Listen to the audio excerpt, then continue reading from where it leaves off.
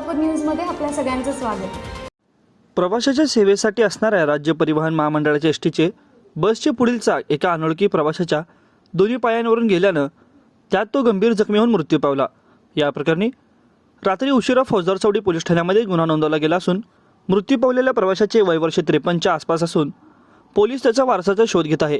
या प्रकरणी फौजदार चौडी पोलीस ठाण्याचे पोलीस नाईक रमेश भरशेट्टी यांनी फिर्याद दिली असून यात त्यांनी म्हटले आहे की गुरुवारच्या रात्री 11 वाजण्याच्या सुमारास सोलापूर बसस्थानकातून MH14 LB 0917 ही एसटी बस स्थानकातील शौचालय बाथरूमसमोरून पास होताना त्यांनी निष्काळजीपणे वाहन चालवल्याने समोर आलेल्या 53 वर्षाच्या प्रवाशाचे दोन्ही पायावरून बसचे समोरील चाक गेले।